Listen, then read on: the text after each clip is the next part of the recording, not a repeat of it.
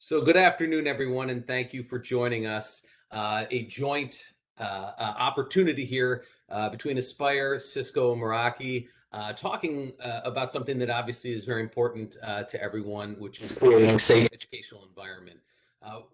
As many of you know, I spent some time in the education field. I spent some time working for Cisco, and it's really important to me, not only having worked as an administrator and IT director, but also as someone who now has kids who are in school. You start recognizing, right, how important having cameras are, how important having sensors are. And I think we've got a really, really great opportunity today to hear about some really extraordinary technology and how it can really impact school systems, and also working with the network, right? So if you've heard about Meraki, perhaps you're utilizing Meraki, that technology is very strong technology. And we see so many schools beginning to say, I need a simpler way of managing my network. And obviously Meraki brings that to the table with the backing of Cisco. And so really it's a foundation that you can use to build your network.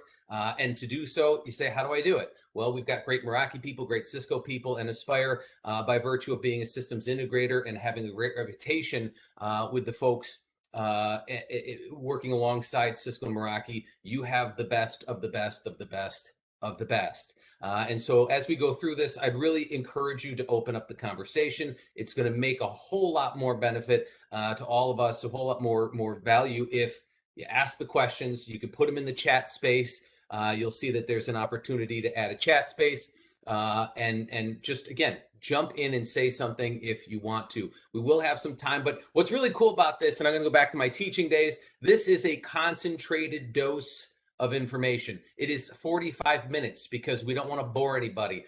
We take great pains to make sure we're moving this forward, which means I'm going to stop in about a minute, but we are going to take great pains to make it move forward. Obviously, click on that link, grab lunch. And also at the end of this, we're going to be connecting with you, and we're going to make sure that we have a monitor, pardon me, not a monitor, a sensor. I'm looking at notifications that are coming in. We're going to have a sensor available to you so you can utilize that, and you can begin testing this out and seeing how it works in your environment. So this is exciting. If we could move to the next slide, and as we do that, I'm seeing some notifications bumping in.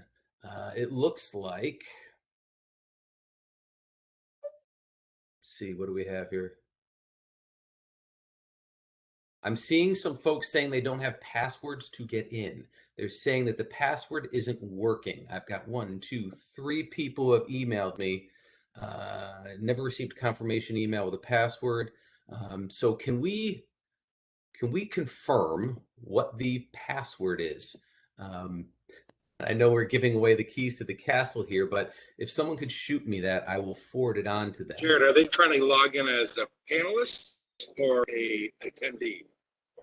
These are just normally attendees. they would only require a password if it's a panelist. Well, what I can tell you is that they are school districts, so not entirely sure what was sent to them, but either way.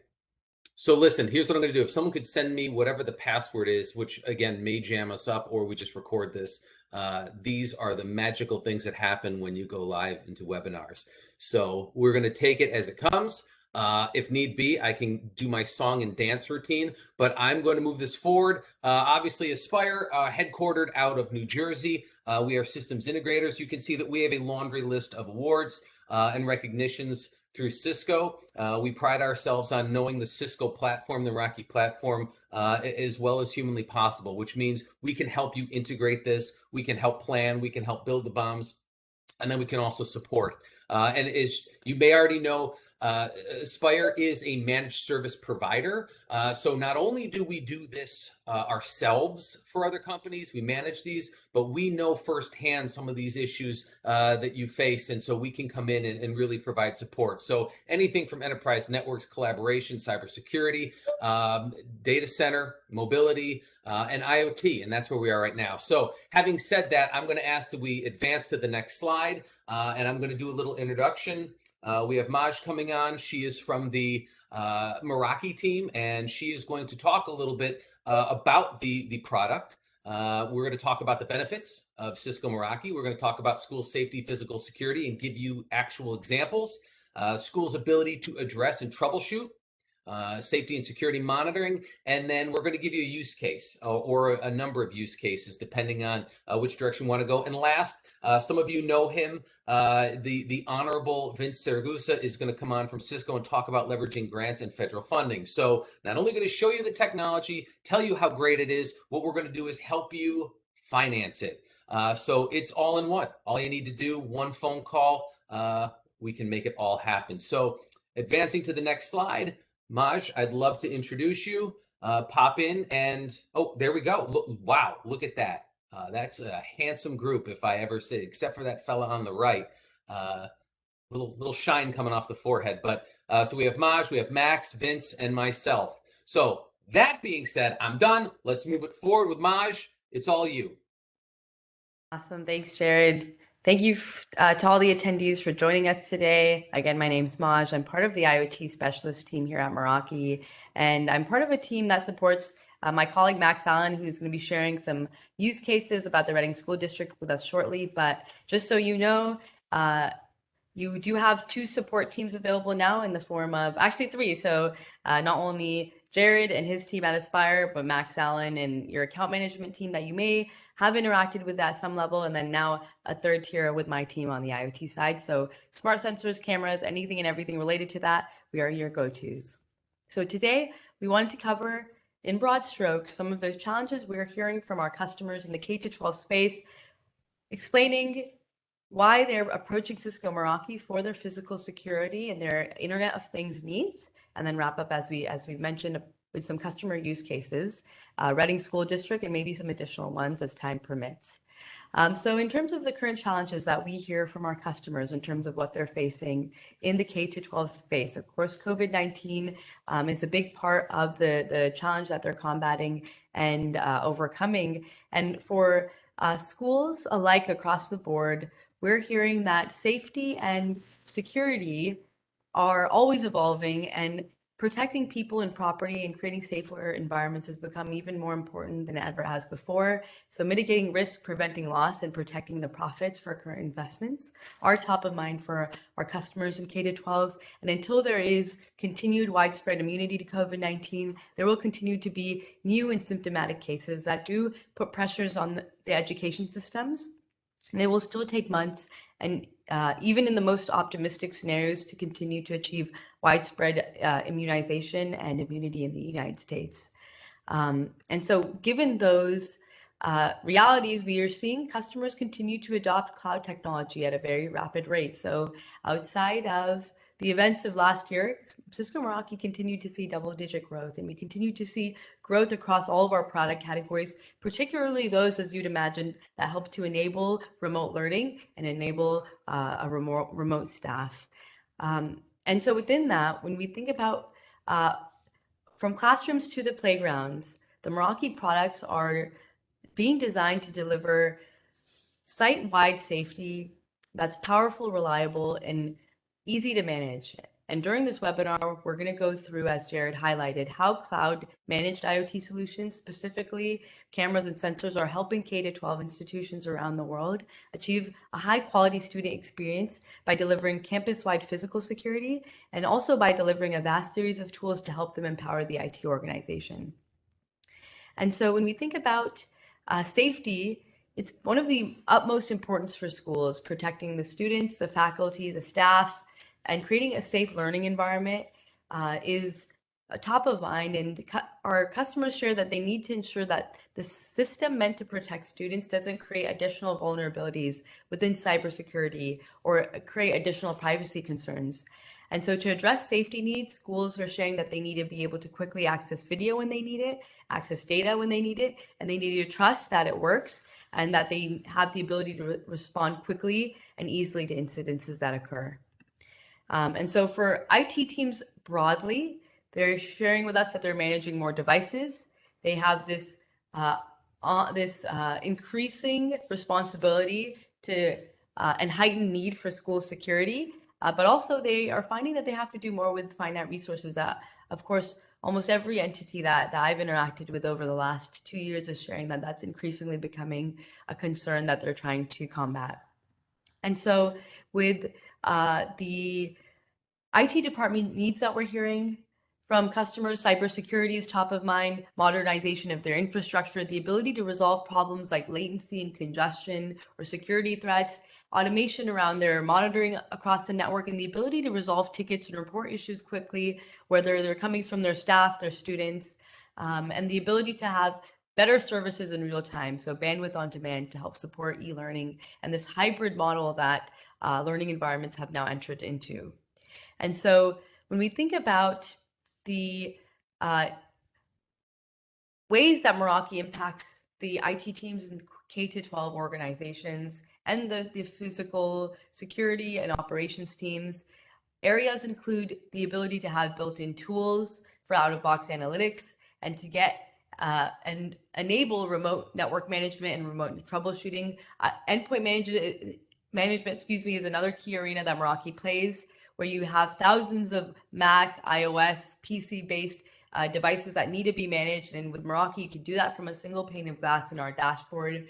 And you have the, again, requirements we've been highlighting around safety and security, but also requirements around high performance wireless. And these are 4 key areas that Meraki does deliver for and impact K-12 IT teams. So coming back to the topic of security, with the needs that we hear from customers is the ability, again, to respond quickly to incidences, the ability to share that footage quickly and easily, having multiple playback options, and analytics that allow them to be proactive with the data rather than just reactive with incidents as they're occurring. And so our Meraki solutions, they provide live link sharing for emergency responders, easy sharing of exports so you can share the footage easily and quickly. We have an open API framework that allows you to integrate the cameras and the footage and the verification they provide into access control and incident response tools.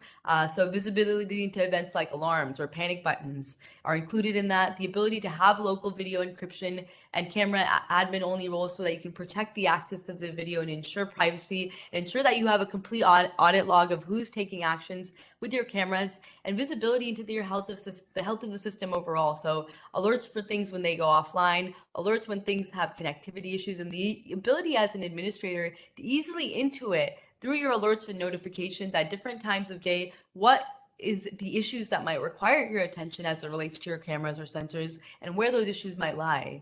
And of course, the fact that we have local, remote, and simple to initiate access to the footage through multiple playback options again.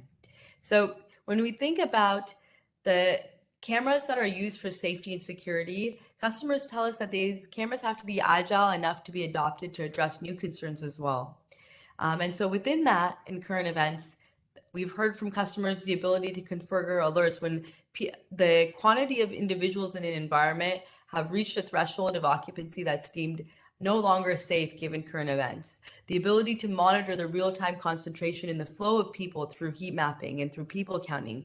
The ability to connect that data to digital signage so that you can trigger an audio or a video-based notification and further inform the people in the environment of where they should be entering or exiting from, and also the ability to monitor student and staff for safety and for the presence of protective equipment like face masks or other PPE that's now deemed as necessary for these environments.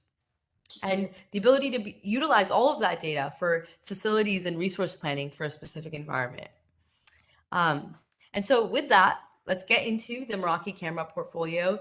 And I want to start with addressing what customers share with us primarily as are the issues that they're experiencing with their current systems and why they're moving to the cloud. So why are they moving from IP-based cameras and analog cameras to cloud cameras? And what we hear from customers as the top reasons are, firstly, the current systems data is on premise, the data is not decentralized, and It's very difficult to retrieve information from the systems in general. You have to be on premise and co-located with the DVR, the NVR. And usually customers tell us that they have a deployment where there's 5 to 10 cameras recording to a single NVR or DVR. So they're basically telling us they have a one NVR to DVR deployment. And so the question then becomes is what happens when the NVR goes down? You're basically missing recordings now. You can't access the video till it's back online. And that basically becomes a single point of failure. You also have multiple vendors typically involved in traditional physical security systems. So you have multiple components, your camera, your storage, your VMS system that have to be configured to work together. You have manual updates. And if you make updates to one part of the system, that could cause another part to stop working. Also, if you don't update, you leave yourself open to security vulnerabilities. And when an issue does happen, there's typically multiple manufacturers. So there's multiple support teams and multiple paths to issue resolution you have to navigate. Traditional systems, we also hear, are not easily scalable. You can't just add a camera when you need to. You have to consider the NVR and VMS capacity, and you may have to upgrade the rest of the system to support the new addition. You also have difficulty securing access to video. End-to-end encryption isn't even possible with some systems. It's complicated to set up and manage when it is available. And the accessing of video often requires special software or plugins, and the visibility into the system is very limited. You'd have usually no way of knowing that a camera is offline or your storage is broken until you actually go to try to retrieve the footage that isn't there or isn't available or accessible.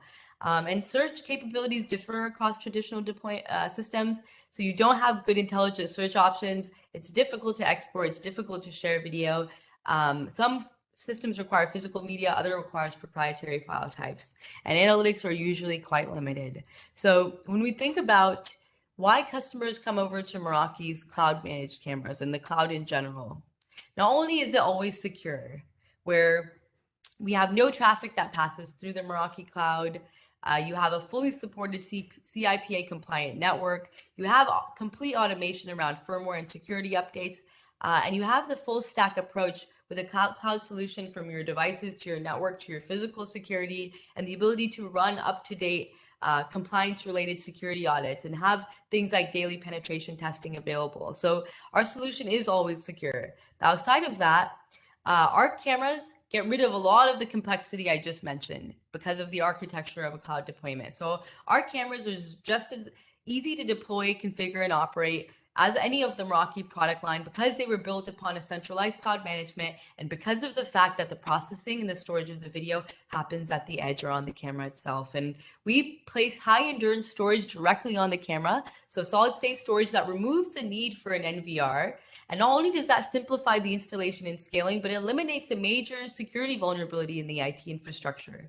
Our cameras are also intelligent, so they detect, classify, and they track objects such as people and vehicles within the frame of the camera, and that starts to provide our customers with insights into things like the foot traffic in an environment, their customer or their student behavior patterns, insights that they can lean on straight in dashboard without any special software or servers required.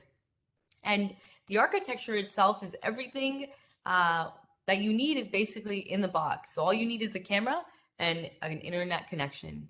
Video is stored on the camera itself, and everything is managed in the Meraki dashboard. And you can have additional redundancies for your storage so that you're not storing it all on device. That's definitely an option where we have multiple ways that you can choose to store your footage additionally, but you can access the video from anywhere, whether it's from a web browser, through a mobile app, through a progressive web app now with our Vision Portal system, and we'll intelligently stream that video to your device. If you're local, we stream directly from the camera over the local area network, saving on your wide area network bandwidth automatically. If you're viewing your footage or your cameras remotely, we create an automatic secure connection between the camera and the stream so that you are automatically proxied through the Meraki cloud infrastructure. And that footage is then sent to your viewing device. And our processing is smart too. So we have powerful processors built on board every camera that analyze motion in real time and implement that object detection and provide heat mapping and motion analytics to speed up search and provide that proactive opportunity to use your data rather than having to simply just be reactive to the use of the footage whenever an incident actually occurs. And the last piece I want to mention here before moving forward is bandwidth. So our cameras are extremely bandwidth efficient. So because of the way they've been architected, they only send data when a user requests it. The rest of the time, the camera is saving data to solid state storage. That means that the amount of uplink wide area network bandwidth needed by cameras, of course, going to be dependent on the amount of metadata it's seeing and collecting, but the upper limit that we expect is about 50 kilobits per second, and we expect a typical camera to average closer to 11 kilobits per second. So an extremely efficient consumption rate from a bandwidth standpoint. Now, from a security standpoint, our cameras and security, I should say, is actually built into every facet of our platform, and that the MV cameras and sensors are no exception to that. So our cameras use secure boot and firmware image signing, and we ensure that only signed firmware is running on the camera. They are secured by a trusted anchor module, and we have a verification that ensures that all of the video is encrypted upon powering on the camera for the first time. So you go through a full disk encryption process, encrypting everything at rest. All footage is encrypted in transit as well between the camera and the browser, and all of that encryption is enabled by default and it can't be turned off. If you need more insight into our practices regarding the security, privacy, and reliability of the Cisco Meraki cloud networking surface, please reach out to us or the AASPRE team, and we can definitely point you to our trust center and additional resources that might be needed. And we have a number of other tools to maximize the security of your network deployment and your cameras, and that includes things like two-factor authentication, strong password policies, camera-only roles, and role-based administration that enforce the principles of least privilege.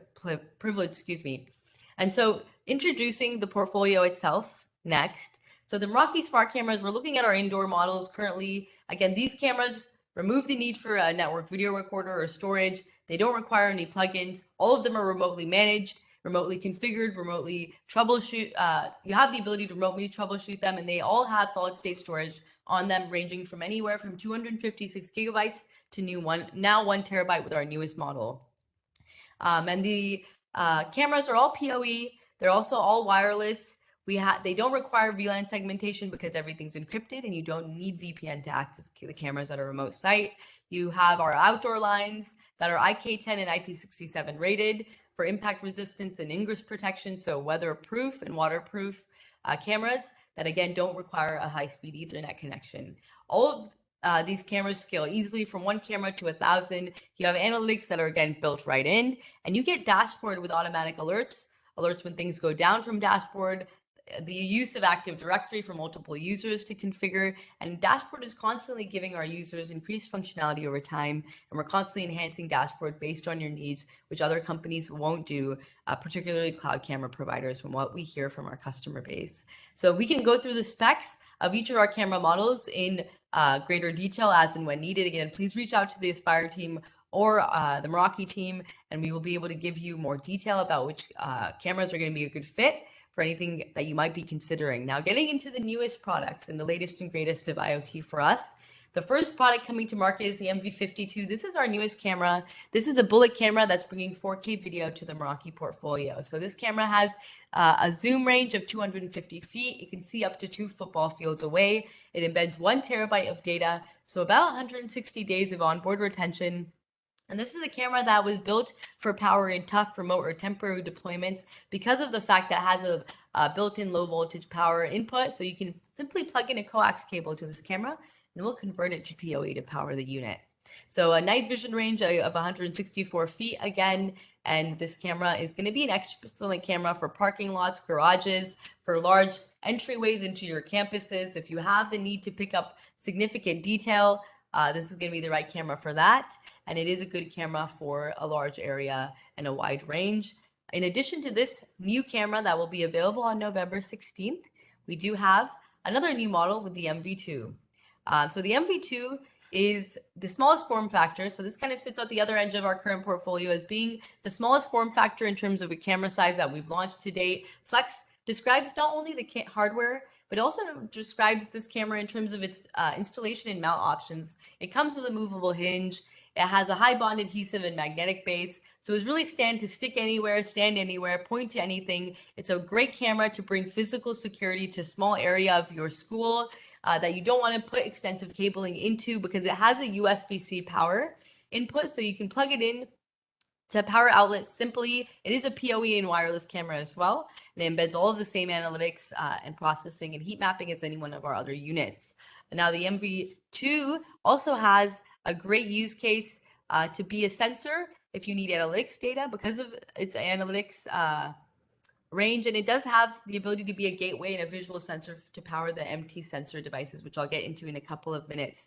But the MV2 has a 4-megapixel resolution sensor, a wide field of view, again, a USB-C power input, and it does have night vision as well. And in terms of other new features coming into the camera portfolio, our cameras can now detect the presence of sirens and fire alarms across different geographic regions, and that they are able to do this without actually turning on the audio or collecting or storing any audio. And the way that our cameras do that is they collect the real-time decibel levels in the environment, and they convert that to a spectrogram on the device. And so much like our cameras use computer vision to detect which objects in the environment are people or vehicles or other object detection that they can perform, they also use computer vision now to detect which of the spectrograms are representing fire alarms and which ones represent emergency sirens. Those are the current categories that they can pick up and classify, but you can use our APIs to plug into other audio categorization databases if you'd like to, and you can reach out to me and my team for any direction around how to initiate that. The next thing I want to touch on are improvements to the mobile app. And I'm actually going to toggle over to a video I have of some of these improvements that was curated by our awesome PM team. The Meraki PM team for our mobile app has released a bunch of updates. So in addition to your ability to see live camera feeds in the mobile app, look at historical footage, you now have the ability to see a timeline that allows you to look chronologically at motion recap events. These events here on the right, these are composite images that we capture and form on the camera that summarize the activity that occurred in the footage into a single image, so you can understand what occurred just by looking at the image potentially. And we have, of course, this example we queued up of that motion recap image showing us Geraldine, one of our PMs, walking down the stairs and doing a little dance. We also have in the mobile app accelerated playback now. So in the Meraki mobile app, you can look at all times motion was detected in the form of motion search results that you can see here for August 5th for a camera pointed in our bike room. Now I can go to different dates and times and on the app. I can queue up a clip for playback and review. As I do so, I can do so with accelerated playback, making it easier, faster, simpler for any of your stakeholders to review this footage when they're on the go. We also have implemented deep linking, which is the ability in dashboard, or via dashboard, I should say, in the VR hardware, you can get notifications and alerts sent out to different stakeholders at different times for different events, like the camera detected motion or the camera detected a person specifically at a time of day. So those alerts, whether they're from a sensor or from the cameras, are sent via text, email, webhook, or API. That alert that you just saw provided a hyperlink, and clicking into that hyperlink, we were actually redirected immediately to the mobile app to queue up the footage for the sensor event that was captured. In this case, we had a sensor that was deployed to notify us if a door is open before 5 a.m. For our intrusion sensor, the MT20. Since the sensor was alerted, we got that notification, and clicking on that link, we can see that the video is being queued up for verification. I can go into an auto widescreen mode by rotating the device, and I can use pinch to zoom as well. So a playback experience that, again, has been made easier and simpler for our end users. Now, the final piece here is the ability to group cameras through the mobile app into grids so that you can easily view all of the cameras for a particular building, for a particular site, and you also have the ability to run exports via mobile. So in dashboard, you can run exports that range from a couple of seconds to 12 hours per export, and those exports in our dashboard can actually be scheduled so that you're running them during your offline operating hours. So if you know for a main area of your school, you definitely want to be capturing footage between the hours of 7 a.m. and 12 p.m., you can make sure that that is exported automatically by dashboard during times that the school might be closed for the day. And all exports that you conduct in our dashboard live automatically in the Meraki cloud for a year. And there's no additional cost for that.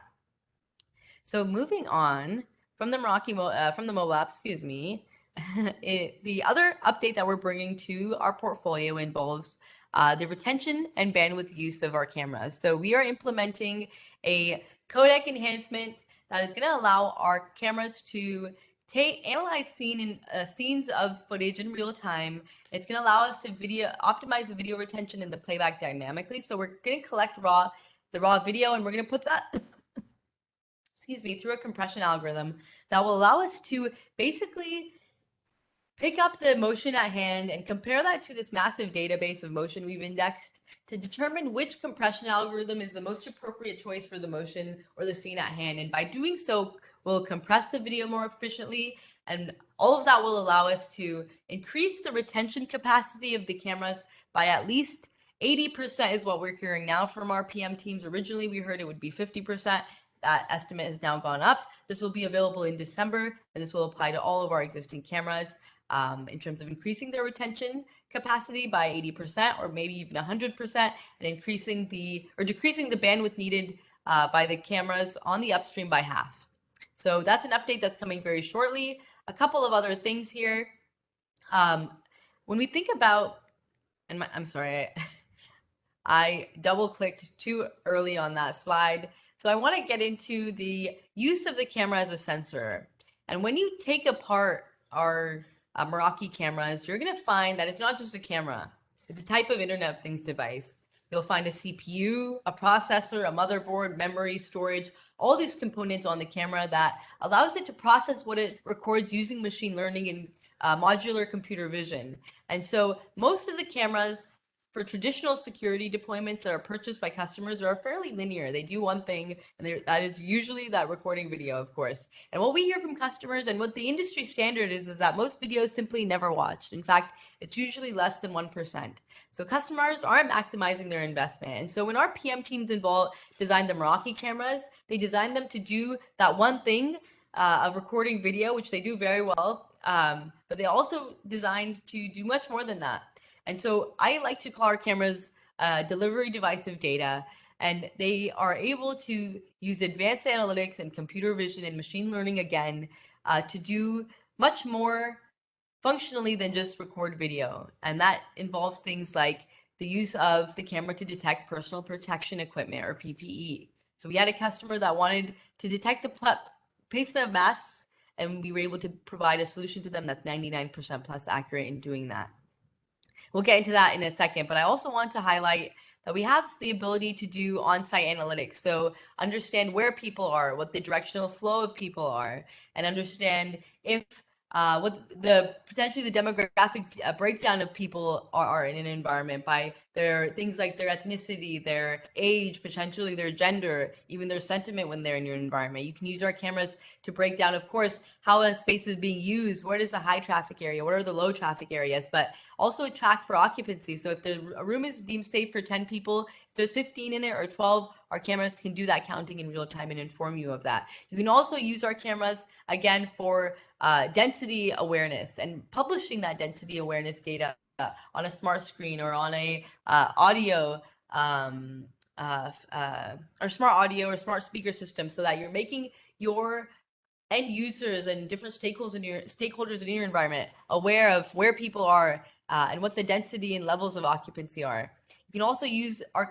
cameras to integrate with access control systems now. So we integrate with Kissy, Jania, OpenPath, but you can use the MV cameras to provide a visual verification or a visual activity report that ties together the Meraki video footage with all access control events. So you can audit activity and ensure badge credentials match the people using them, and do things like make sure that social distancing is being maintained, or if you're conducting a remote unlock for someone, the person standing there is indeed the person that you were intending to unlock the door for. And again, face masks or the use of PPE is another big area that we're seeing customers pursue, where you can build out a 99% plus accurate solution that informs you and ensures that students are wearing lab equipment or wearing protective equipment when they're in key areas of your building, and if they're not, denying them access to that area until they are appropriately outfitted. And so we integrate with a number of third-party vendors that build custom solutions primarily for Cisco and Meraki. These are teams with 15 to 20 years of experience in machine learning and computer vision modeling and modular computer vision apps. And they have provided, because of our open API framework, pre-coded solutions that you can apply to your cameras on a per camera basis, and that you can also importantly discard when you no longer need them. So we took an approach to our dashboard and our platform where we realized that we want to keep it open. We want customers to be able to bring to life the bespoke customizations they need when they need or when they're requiring them. I think the current events over the last 2 years definitely demonstrate the importance of that. And so with our ecosystem and with the open API framework, you can either develop your own solution or you can bring to life the solutions you need on a per app basis. Maj, And so this is Jared. I just wanted to hit the pause button for a second and point out that what I'm hearing essentially is a very broad platform, right? We know that, and having worked at a school before, you have everything from cafeterias, you've got hallways, you've got around the corner, you've got things in the way, you've got parking lots, right? So this idea of having a wide portfolio of hardware really allows the customer to say, what is it that I need that's going to meet the needs of this area, or how do I accomplish the task of providing some type of surveillance? And then the other thing I'm hearing is that there's these integrations, right, into sensors and the ability to sense. And I was hearing you say, how many people are in a space? And if you are an administrator of any capacity, the master schedule is the most important document that you're going to come across because it tells everyone where they're supposed to be. And so this is a way of going back and reinforcing, did we do this correctly? And do we need to make changes? And so I think that that coupled with the fact that, again, you're tying this into a platform that is a single pane of glass that you're already utilizing or potentially utilizing to manage your network makes it really easy to use. And I want to just do this. I know from a time perspective, we're trying to keep this at 45 minutes. So let's just do this. Max, considering that we had to rotate real quick with our inability to get attendees on, what I'd like to do is this. Let's go, Maj, if you can finish up. I'm going to go right to Vince. And then what we're going to do is send this video recording to all the participants. And Max, in there, let's do a write-up of the case studies. That way they can read them, they can understand them, as well as have the video to balance it. So Maj, maybe another minute or two, and then we'll go right to Vince, okay? Okay, sounds good. Thank you. So just wanted to point out the other side of the IoT portfolio. So hopefully you got a little bit of insight into the different use cases that the MV cameras are being used to pursue to increase safety and get access to those increased analytics.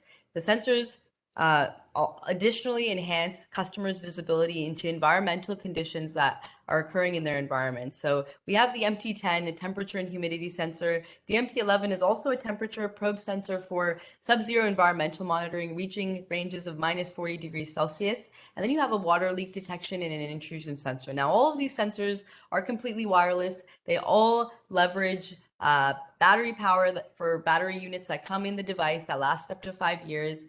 And all of these sensors are able to use a Meraki access point or a camera to act as their gateway.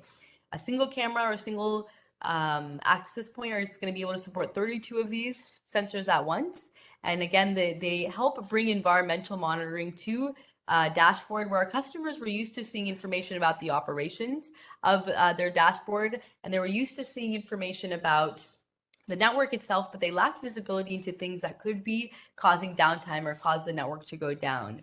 So the network closet in the server room is definitely a use case for our sensors to not only reduce carbon footprint, but to prevent downtime and to increase things like HVAC efficiency and visibility into water incursion that could impact your gear, or intrusion happening you weren't aware of, or temperature fluctuations that could similarly hurt the gear that's there. But smart space is another huge place for education customers. They want to be able to analyze, again, usage, occupancy. They want to be able to automate business processes, and they want real-time data on occurrences happening in the environment to promote and increase productivity, safety, and comfort for their end user base. And so the last thing I want to just highlight quickly is from the perspective of the newest solutions coming to our sensors and camera portfolio. This solution might be of interest to our attendees. It is a occupancy solution we're launching in December with the ModCam acquisition Cisco made last year. The ability to have a dashboard where you have floor plans uploaded and you have the cameras counting the occupancy in real time for desks and workstations on that floor plan, and also rooms. And this solution uses the MV32 to do that people counting at launch in December. It's going to use this camera. It's going to provide not only real-time data and a summary report of the data. And the last piece is that we have a new sensor coming out in May. It's for air quality detection. It tracks total volatile organic compounds, CO2, particulate matter, PM 2.5, which are again metrics for occurrences that could be happening in the air quality that can really give you good directional insight into how often the air needs to be replaced and how fresh or clean the air is overall. And the sensor will also track temperature, humidity, and sound levels. So we have a beta opening up for the MT14. If there is any interest, feel free to reach out and we'll get you situated with our PM team. And with that, I'll give it back to Jared. So listen, there's tons of interest. All of my customers want to be in beta testing.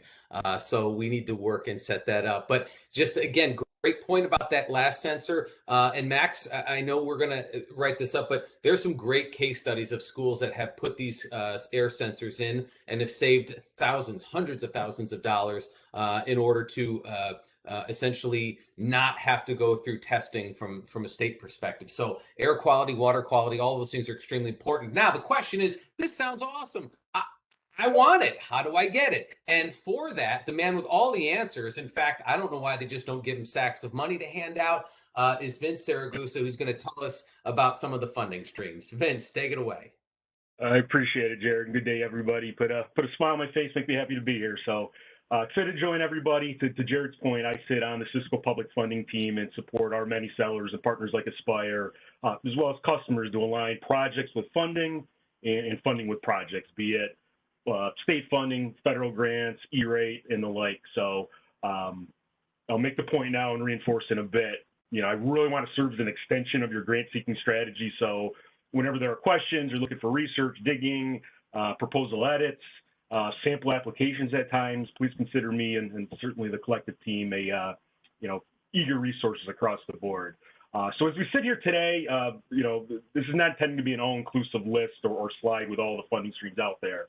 But a lot of money really feeding the notion of the ability to dream big at the moment. So when we see in the top left here, looking at COVID stimulus funding, I'm sure ESSER, elementary and secondary school emergency relief, through 3 phases of stimulus at this point, likely top of mind for a lot of folks. And the best way to really sum up ESSER is fitting the notion of continuity of education. So that might be infrastructure, that might be transportation, that might be staffing. Maj, as you were talking, I was nodding my head, just around the Meraki cameras, looking at the density monitoring and tying in with signage. And there's just so many use cases that really tie in well with, again, the notion of, dealing with the pandemic, coming out of the pandemic, and making engagements meaningful, secure, and as productive as possible when it comes to students and teachers working together. Along with that, certainly the usual suspect across the board is always E-rate. We're coming up with a new E-rate filing season, so if any questions come up specific to Category 2, which is effectively connectivity within the building, let me know, and certainly we can flesh out some ideas and next steps there. Something that is at this point glaringly missing today around E-rate is the advanced network security. There's still a lot of pending demand, a lot of input, and folks really pressing the FCC to kind of take those antiquated rules and bring them up to speed, just given the threats that are out there, across the board when it comes to the network right now. But along with that comes, something like the Rust DLT program, really supporting video conferencing, carrying a message from point A to point B, be it sharing AP teachers or doing mock job interviews. Really, the use cases there are really open-ended. But what I want to hit on quickly is just on the Meraki camera angle, looking at projects around situational awareness, specifically with video cameras, looking at emergency notification, looking at door access control. SVPP at the federal level, the School Violence Prevention Program, has been a program to the Department of Justice. And the next slide here will break down, some of the ins and outs of really what the kind of usual suspects, recurring stakeholders are. So we're not going to get into state funding, but as you can see on the left side of this page, there's a lot of recurring themes from the states. One of the other common denominators across the board is, while we're trying to secure the learning environment, we're bringing in various stakeholders for mental health, parents, security assessors, doing assessments rather, certainly mental health, all coming together to really secure the environment, make sure that, next steps are understood and, feeding a certain sense of situational awareness. So the next slide here breaks down SVP itself. We won't go through a lot of the details here, but know that this is a federal program that has some legs. We're coming up on, I believe, the 5th cycle with at least 4 or 5 more. So as we describe it, multiple shots on goal in terms of getting your story told on paper and submitted. So we're probably looking at an early summer deadline date this year. With the next slide, we'll bring up kind of the underpinnings of the program with really what they're expecting you to do, and in a nutshell, that's feeding again an understanding of situational awareness and informed decision making. When it comes to both school personnel as well as working with first responders overall. That heaven forbid are responding to a real issue, at least know to the extent practical that what the situation might be and where it's happening. So the program lays out SVPP again, a lot of really what the intended support and what the outcomes are. And again, what the main goal is locally, pinning down obviously what the issues could be, what the solution would be, and most importantly, making that in terms of a sustainable plan of attack in terms of deployment and making sure that, hey, federal government, you're investing in us.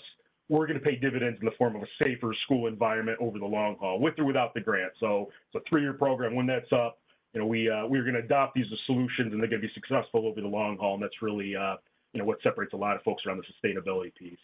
The next slide will bring up some of the assessment piece. So when it comes to informed decision making, what the feds expect through the program is that if a school assessment has already been done and you're figuring out gaps and vulnerabilities in this hallway, in this parking lot, in this area of the school, that informs your application when it comes to, hey, we figured out our pain points, we're anticipating this as a potential avenue of being a problem.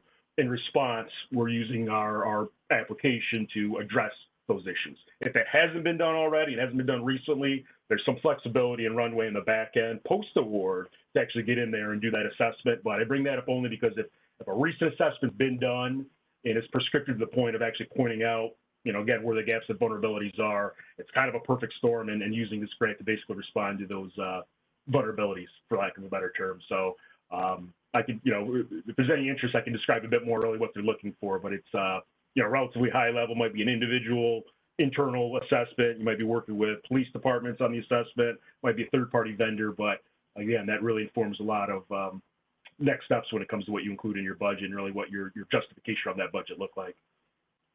Next slide, please.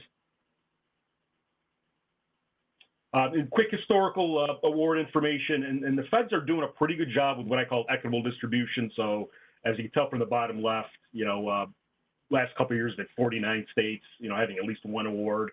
So awards starting in 2018, 19, 20.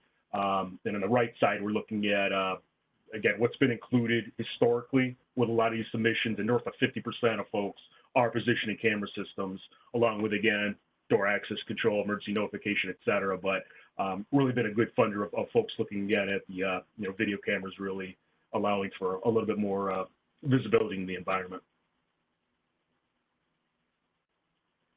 And in terms of narrative, we won't go through all this. We see the sustainability piece in number 4, and basically these are the 4 steps to a successful proposal. So where are you at now? How are the solutions going to be integrated? How will they be implemented in terms of a rollout, and how will we be sustainable over the long haul? And that the Department of Justice has a user guide that really does a good job of coaching expectations and really what they're looking for around again the 4 principal elements. And then the next page just gives some high-level details really around getting ready to apply. This is based on last year's solicitation. I think it's going to hold true for this year, but again, going back to that user guide and overall guidance with school violence prevention program itself, they really do a good job of kind of coaching along the way, how to be shovel-ready, quote-unquote, in terms of applying and getting at least your registration in place and your ducks in a row, if you will. So I do have some sample applications from years past. If there's any interest in really sitting down and getting into kind of the next steps and fleshing out ideas, again, using the term eager resource, Jared and team as well as myself, really looking forward to sitting down and talking about what we've seen in the past, what's right for your environment, and certainly, working to enlighten and do a little bit of digging in terms of, the alternative funding sources that might be out there to really invest in a necessary safer school environment. So appreciate the time, everybody. Thank you.